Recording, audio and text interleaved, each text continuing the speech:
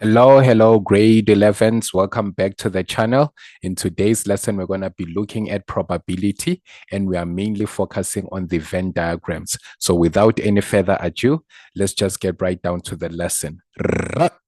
So we have question 10. It says a survey regarding the most read magazines was conducted amongst 84 high school girls.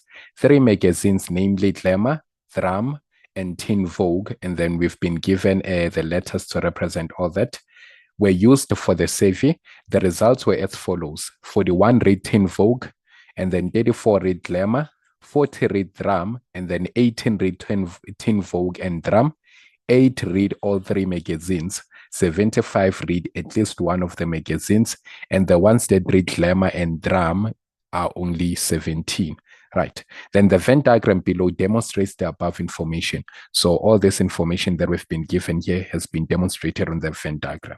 Then 10.1 says, write down the value of C. Right.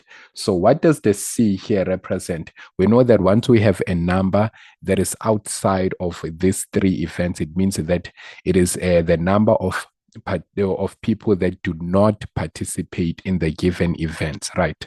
So these are the number in here represents the people that are not reading either Teen Vogue, Glamour, or Drum, right? So how are we going to find out how many of the learners are in here? So let's check. We are given that there are 84 high school girls, right? So the 84 represents the sample space. That means the number of people in this whole event or that partook in the survey, there were 84, right? But then when we read here, there's a statement here that says 75 learners read at least one of the magazines. That means a total of 75 learners are found in here in these 3 events. So they either read the Teen Vogue, the Glamour, or Drum, right? So in total, there's 75 learners that were found to be reading either one of the magazines.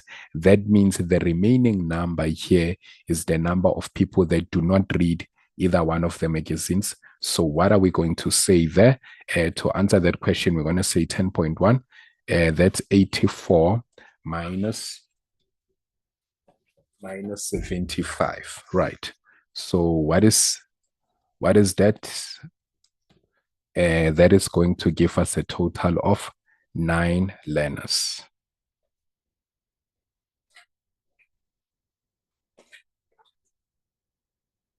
Okay, then let's proceed. We are given that 10.2 says express f in terms of x. Where's f? F is here, right?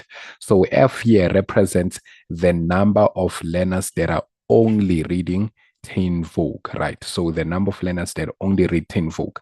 But then if we can check here, we've been told that a total of 40 or of 41 learners read Teen Vogue. So a total of 41 girls read Teen Vogue. So the 41 will form out of all this, right? So it will form out of this 10, will form out of this 8, and will form out of this x and the number that's supposed to be in here. So to get the value of f here, we would simply say this is the total number of all this. So Teen Vogue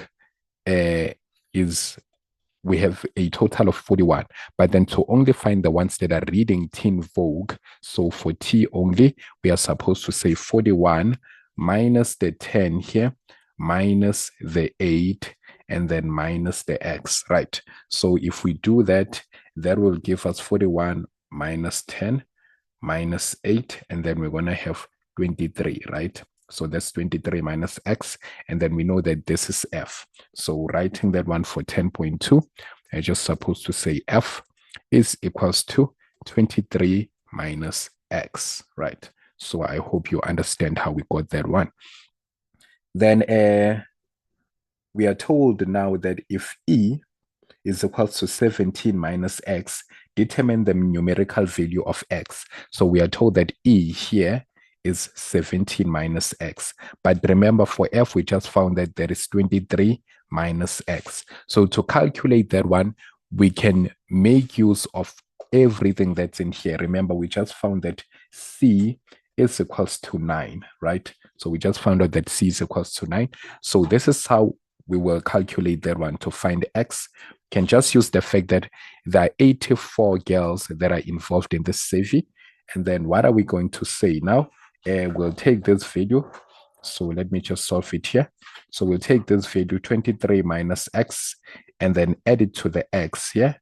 Then add the 8, then add 10. So basically we just add everything that we are seeing here plus 17 minus x and then plus 13 and then plus the 9 from here. And then that should give us a total of 84. So adding everything that we see in this Venn diagram should give us the sample space, right? So having to deal with that, we can say that the negative x and x will cancel out. So it's just a matter of adding all this. So it's 23 plus 8 plus 10 plus 9 plus 17 plus 13 plus 9. And then this will give us a total of 89, but then minus x is equals to 84. Now to find the value of x, we can just take the x to that side, and then we say 89 minus 84 is equals to x. Then this will give us 89 minus 84.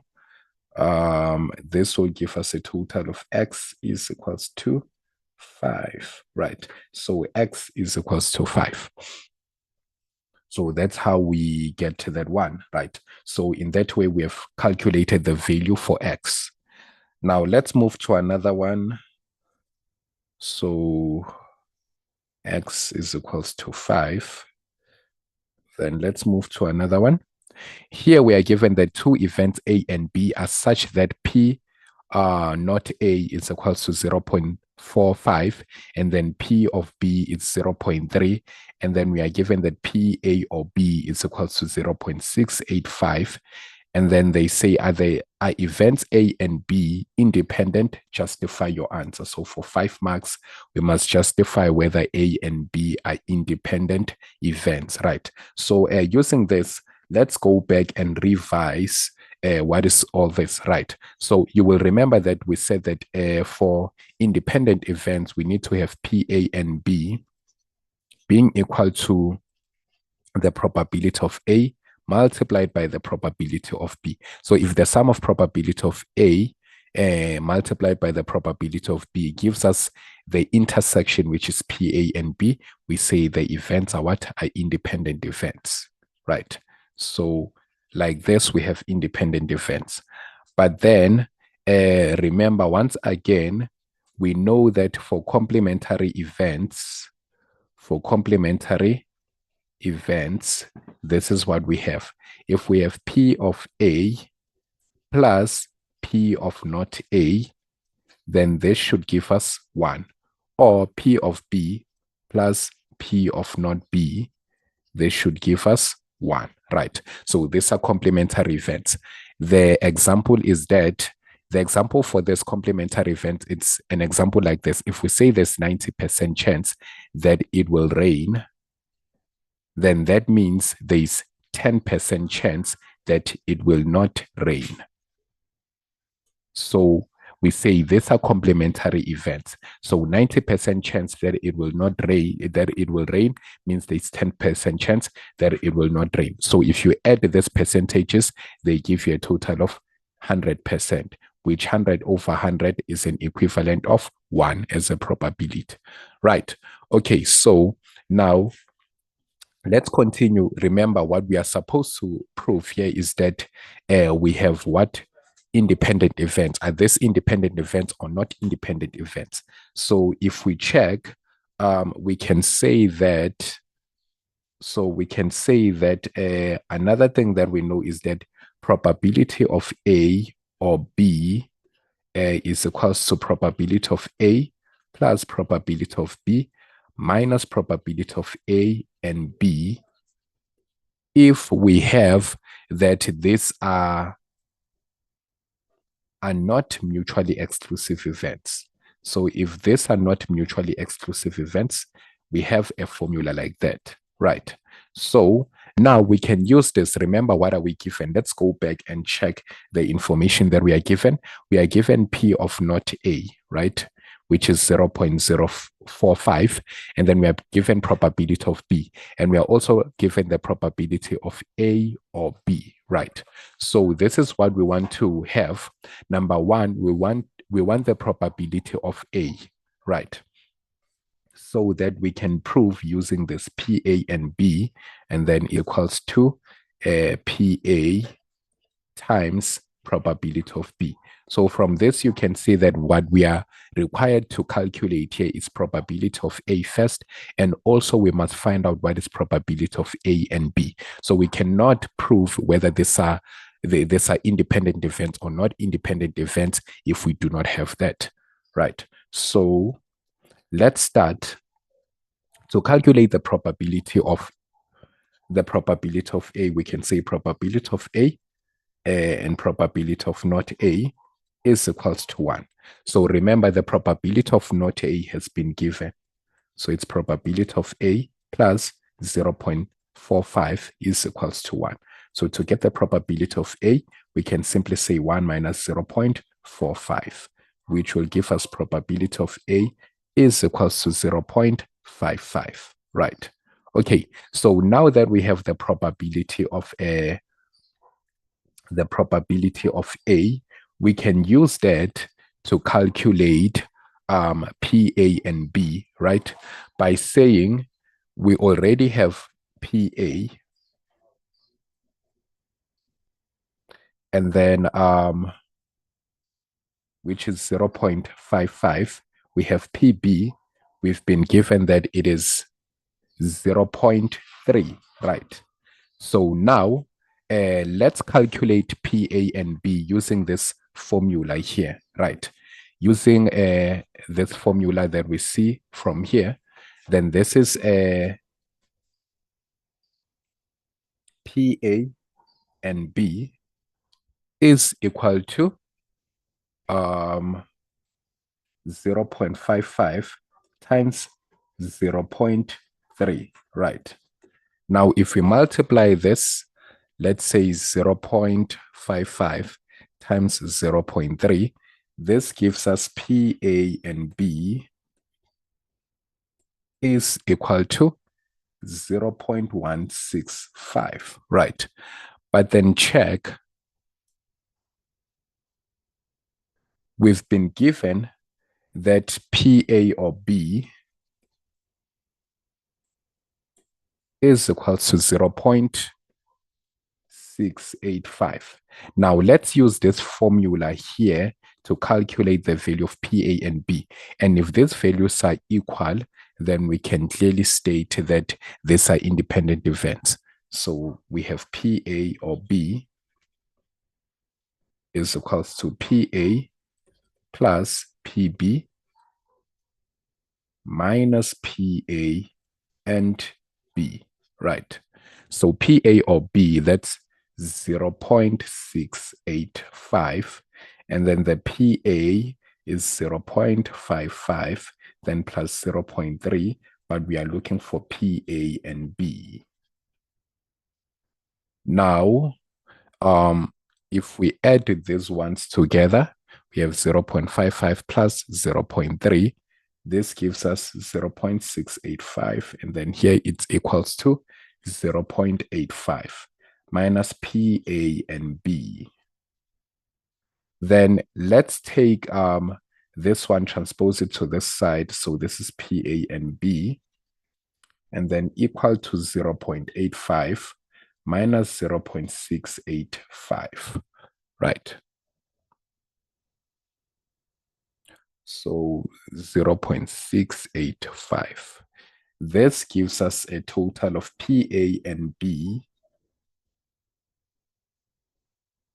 is equal to 0.165.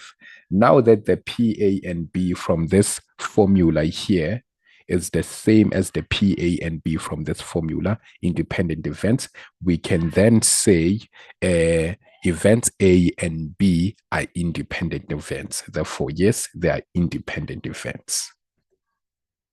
So independent events. Right. So it was just a matter of having to prove with this formula, find the value of P, A, and B using this formula, find the value of P, A, and B using this formula whereby the events are not mutually exclusive. And then if this value for P, A, and B are equal in both these events, then we can say that A and B are independent events. So you can just pause the video and try to follow through slowly at your own pace. Then we have 9.2. It says a survey was done among a group of 75 learners to determine which sports they watch on television. They choose from athletics A, netball N, and rugby R. Some of the information that was collected is as follows. So we have 12 learners watch netball, rugby, and athletics. Then we have 25 learners watch rugby and athletics. 22 learners watch netball and athletics. Then 38 learners watch rugby. 5 learners watch only netball and rugby. 9 learners watch netball only. 4 learners watch athletics only. The Venn diagram below shows the information. So once again, the information that is on the information that we have here is demonstrated on the Venn diagram. Then 9.2.1 says determine the value of A, B, C, and D. So we wanted the values for A, B here, C, and D, right? So how are we going to find the information for N? We can just go here and check for netball. They told us that where is it that we have 9 learners watch netball only, so we have 9 learners, but then we want the total of the ones that watch netball, right? So we have 25 learners watch rugby and athletics, 22 learners watch netball and athletics, and then they say 5 learners watch only netball and rugby. Then okay, let's see what can we use. So where are the ones that watch netball and athletics? So there we go. They said 22 learners watch netball and athletics. So we can see that the A here is in between netball and athletics. But then the 22 that they're speaking about has to be comprised of these two numbers here. So the 22 for netball and athletics, because remember, they did not say 22 learners watch netball and athletics only. They said that they watch netball and athletics. That means there is a chance that from the 22 learners that watch netball and athletics, there are some that watch rugby. So the 22 must be formed from this. But already here we have 12. So to calculate our A, we need to say A is equals to 22 minus 12. Then our A is going to be 10, right? So that's our A. Then for B, they say, let's check for athletics and rugby. Where do they say athletics and rugby? So we have here, it says 25 learners watch rugby and athletics. And once again, the 25 must be comprised of this, right? So the 25 must come from here. The 25 must come from here. Because remember, once again, they did not say watch rugby and athletics only. So the 25 must come from this 12 and this B here. So to calculate B, we will say, let me use this one, black. So to calculate B, we'll say 25 minus 12, right? And then that should give us a total of 13, right? So B is 13. Okay, now for C, now that we have 13 here, so let's fill in what we have. We have 13, we have 10. So to find C, we have to check for the number of learners that are playing rugby, right? So they told us that 38 learners watch rugby. So not playing, watching. So 38 learners watch rugby. So we understand that the whole of the circle here must give us 38, right? So to find the 38, we'll say C. So to calculate C, we'll say 38 minus 13 minus 12 minus 5, right? So that's how we're going to get the value for C.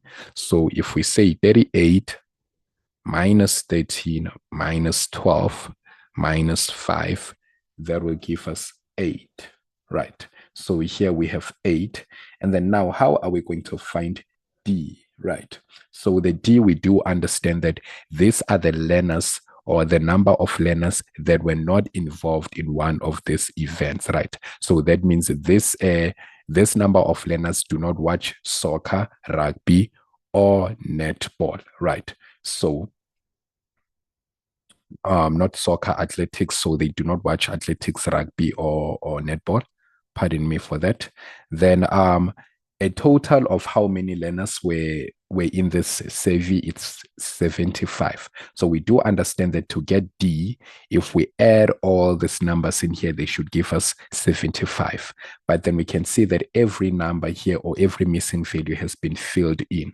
So to get D, we'd only say 75, then minus every value that's in here, right? So that's 75 minus 9, minus 10, minus 12, minus 5, minus 8, minus 13, minus 4, right? So this would give us the value for D. So that's 75 minus 9 minus 10 minus 12 minus, so I need to be careful that I do not leave any value, minus 5 minus 8 minus 13 minus 4, right?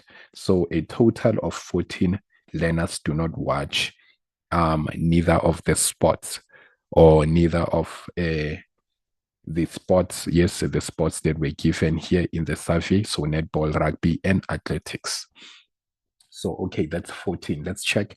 Did we include every number in here? So that's minus 9, minus 10, minus 12, minus 5, minus 8, minus 13, and minus 4. So yes, it's correct. So D is equals to 14.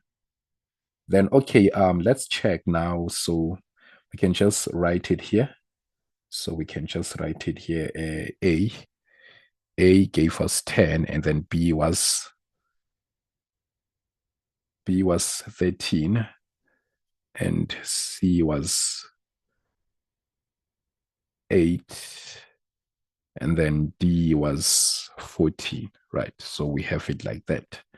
Then let's proceed. Now we are told to calculate.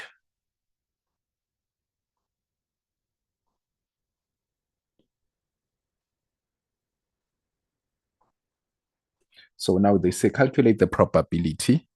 Calculate that the probability that a learner selected at random watches athletics or both netball and rugby. So watches what? Athletics. So the probability that watches athletics or both netball and rugby. So both netball and rugby. So let's see, how are we supposed to solve that one? So let's look at the ones that play athletics or watch athletics. So the probability that a learner watches athletics, then we can see that the total for athletics, remember we had 10 here. And then for B, we had what? For B, we had 13, right? So if we can add the total for this for athletics, we have 10 plus 12 plus 13 plus 4. So we have a total of 39 learners out of a total of 75 that watch athletics. Now, again, what is the probability that we have a learner that watches both netball and rugby, watches both netball and rugby? So where do we have for netball and rugby? So this is netball and rugby, right? But then remember, for netball and rugby is this 5 and this 12 here. So it's all of this. But then we won't include this 12, because if we include this 12, then we'll simply be repeating the same number of learners that are watching athletics, right? So we need to remove this 12 and only deal with the 5 in here, right? So you do understand that we won't be repeating this 12, because remember, this 12 is already involved in the numbers of the ones that are watching athletics. So we need to say plus 5 over 75. Now, if we just add the numerators, this will give us 44 over 75, right? Which can be written as in decimal form 0.59, right? Or you can just leave it there, 44 over 75. Then we have this question 9 here says, for any two events A and B, it is given that probability of A is 0.48 and probability of B is 0.26. Determine 9.1.1, the probability of A and B if A and B are independent events. So if they're independent events, we know how to calculate that one. For independent events, the formula that we make use of is probability of A and B is equals to probability of A multiplied by the probability of B, right? So now that we are already given the probability of A is 0.48 multiplied by the probability of B is 0.26, so we can just multiply the two, then we'll say 0.48 multiplied by 0.26. Then this will give us 0.1248, right? Which we can just leave in two decimal places as 0.12, right? So, okay, that's our value. That's our value.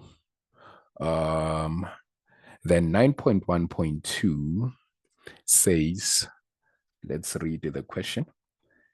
Probability of A or B if A and B are mutually exclusive events, if A and B are mutually exclusive events. So now they're looking for PA or B. So we have PA or B is equals to probability of A plus the probability of B.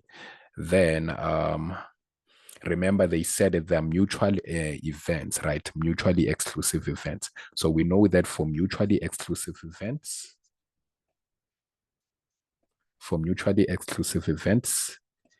the PA and B is equal to 0, because for mutually exclusive events, we say there is no intersection, right? So if I had to draw a Venn diagram for mutually exclusive events, this would be A and this would be B. So there will not be any intersection between the two events, right? So hence we do not have the PA, the PA and B, right? So this is how we're going to write that one. Now, remember we have PA is 0.48. Now at this point, we just have to add the 2, then 0.48 plus 0.26. This gives us a 0.74. So that's your probability of A or B if it is given that A and B are mutually exclusive events. Okay.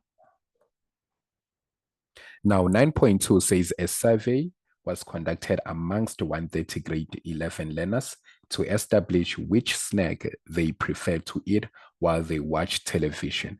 The results were summarized in the Venn diagram below. However, some information is missing. As we already know, that's what they do in our Venn diagrams. Then 9.2.1 says if 29 learners preferred at least 2 types. So let's understand the statement. When they say at least, what do they mean? By at least, they mean it can be a minimum of 2 or more, right? So at least, so in this case, at least 2 means there is 2 or more, right? But then if they say at most, let's say they said at most 2, that means it's 2 or less, right? So you have to understand this. At least 2 becomes the minimum, but at most 2, that means 2 becomes the maximum, right? Then if 29 learners prefer at least 2 types of snacks, calculate the value of X and Y, right? So they say if 29 learners in total, if 29 learners are here, right? So they prefer 2 types of snacks. They prefer 2 types of snacks. Calculate the value of X and Y, right? So the 29 learners, that means they will be formed out of this, right? So the 29 learners will be coming from here, right? So how will we calculate X? Now that we know that all this the value here, and the value here, plus the value here should give us 29, right? So let's check. We have, there was 10 plus 6 plus x plus 5 should give us 29. So as you can see from here, the 10, the 5, the 6, and the x should give us 29. So to calculate that, we just simply say all this, add all this together. So that should give us something like a 21, and then it's equals to 29. Then 29 minus 21 should give us 8, right? Okay, so now to calculate y, now that we know that here we have 8, we know that the y represents the number of learners that did not take part in any of the events. So that means they do not eat chips, they do not eat nuts, they do not even eat dry fruit, right? So the y here represented the learners that are not involved in either one of these 3 events. So, but then a total of 130 grade 11 learners were in the survey, right? So to get the y, we know that if we add everything that's in here, we should get a 130, right? So this is how we're going to do that one. We can simply just put everything that's in here. So that's 41 plus 10 plus 30 plus 6 plus 8 plus 5, then plus the y should give us 130, right? So now when we add all these numbers in here, they give us 125. So that's 125 plus y is equals to 130. And then y is equals to 130 minus 125. So this gives us y is equals to 5, right? So what did I do? I just simply took everything here. So the 41 plus 5 plus 8 plus 10 plus 30 plus 6 plus 25 plus y should give us a total of 130 because that's the sample space. And then I just used it to calculate y. So just like that, you have your answer, guys. Then 9.2.1 says, determine the probability that a learner who does not eat nuts will either have another snack or no snack while watching television. So we must determine the probability that this learner will not have no nut snack, right? So that means the probability of the nut is out, right? So they will not have a nut snack, right? So we must scratch off. So the learner is probably allergic to nuts, so they won't take any nut snacks. But then who does not eat nuts will either have another snack or no snack while watching the television. So the probability of the learner having another snack is in here, right? The probability of the learner having another snack is here. But then the probability of the learner not even taking any snack is here, right? Remember, we just calculated the y is 5. So if the learner not eating nuts decide to take any other fruit or any other snack, they would either take chips or they will take dried fruit, right? So the probability of having such a learner is 41, 10, and 30. And then if they choose not to take any of the snacks that are available, then they fall within this probability whereby they will not be involved in any of the events. So how do we express that as a probability? We'll say now the probability of no nut snack or no snack. The probability of no nut snack or no snack. Or no snack. Wow, what did I write there? Then we have 41 plus 10 plus 30 out of a total of how many learners? 130. Then plus the probability of the learner having no snack. So this is no snack, and this is probability of no nut snack. So it's 5 over 130. So that's 41 plus 10 plus 30, and then plus 5. This will give us, let's check, 41 plus 30 plus 10 plus 5. This gives us a total of 86 over 130, then which can be simplified to 43 over 65, right? So, yep. And that's our solution, guys. That's our solution. Then let's proceed.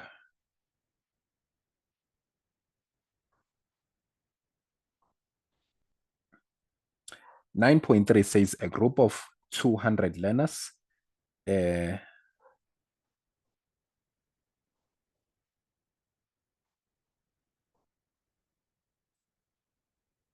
so this was supposed to be 9.2.2, right?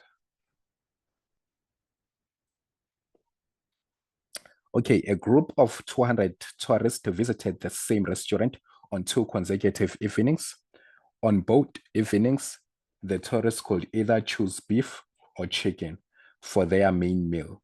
The manager observed that 35% of the tourists chose beef on the first evening and 70% of them chose chicken on the second evening. Now, 9.3.1 says, draw a tree diagram to represent the different choices of main meals made on the 2 evenings. Show on your diagram the probability associated with each branch as well as all the possible outcomes of the choices, right? So this requires us to draw a tree diagram.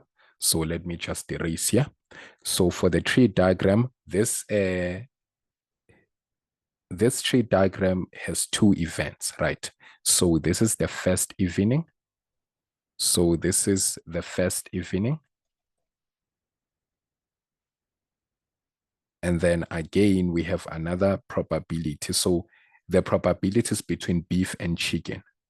And then this is the second evening, right? So still beef and chicken, beef, chicken. So beef, chicken. This would have to be the easiest. Then they said in the first evening, the manager observed, let's reread. The manager observed that 35% of the tourists chose beef on the first evening. But remember, considering our complementary events, we know that if the manager observes the 35%, which is 0.35 in terms of the probability, observes that 35 people choose beef in the first evening. That means to complement this, 65%, which is 0.65, they choose chicken, right? So if 35%, because remember the menu only consists of beef and chicken. So if you don't choose beef, then you obviously will have to choose chicken. So 35% of the guests choose beef in the first evening, and then 65% of them choose chicken, right? Still in the first evening. Then in the second evening now, the manager observes that 70% of them choose chicken on the second evening. So in the second evening, they choose what? Chicken. So that's 70% of them. So 0.7. And then here we have to observe 0.3. So remember in the second evening, 0.7. And then here it has to be 0.3, right? So the probability of choosing beef in the first evening and then choosing beef again in the second evening is BB, and then 0.35 multiplied by 0.3. And then choosing beef in the first evening, but choosing chicken in the second evening, that's 0.35 multiplied by 0.7. Then choosing chicken in the first evening, but beef in the second evening, that's 0.65 multiplied by 0.3. Choosing chicken in the first evening and also chicken in the second evening, that's 0.65 multiplied by 0.7. So this is how you show the outcomes that are associated with every event there. So, okay, done with that, done with that. Now let's read 9.3.2 says calculate the number of tourists who choose the same main meal on both evenings. So who choose the same main meal on both evenings, right? So the probability of that is so if you choose the same meal, that means you fall within this probability: beef in the first evening and beef in the second evening, or chicken in the first evening and chicken in the second evening. So this is probability.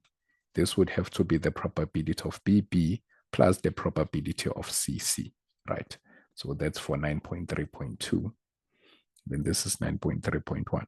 So we obviously have to say 0.35 times 0.3, then plus 0.65 times 0.7, right?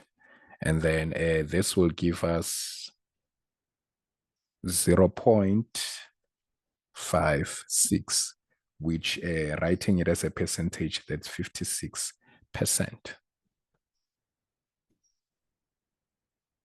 So what do they want here? They said calculate the number of tourists, right? So we are not done. We should calculate the number of tourists. So let's go back and find out how many tourists were there in total. So we had a group of 200 tourists, right? But then from the survey, we can find that 56% of the 200 chose the same type of meal in both evenings. So we'll say 56 over 100 multiplied by 200. And therefore, we get the number is 112. So 112 guests.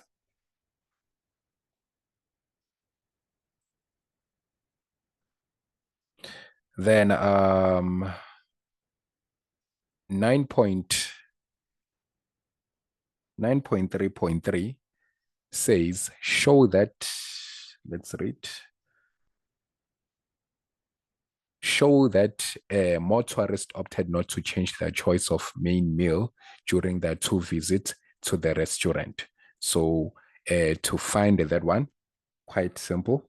So looking at this, we can see that we already have the number of the ones that did not change their meals. So the BB, beef and beef, chicken and chicken, and then there are 112, right? So from that, we can say 200 minus 112, and then we get to the 88 guests. So 88 guests are within here. They changed their main meal. So 88 guests changed their main meal, but a total of 112 guests did not change their main meal. So this proves that more guests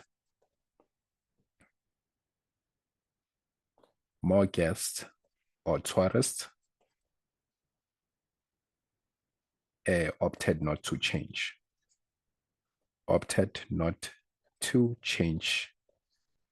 their main meal.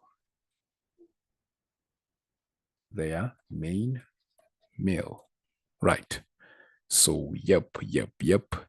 And that's how you deal with probability, guys. Awesome. Just keep on practicing. Practice more of these questions until you get used to them. And do not forget to like and subscribe, comment if you like the videos and if the videos are any helpful to you. See you next time. Ra.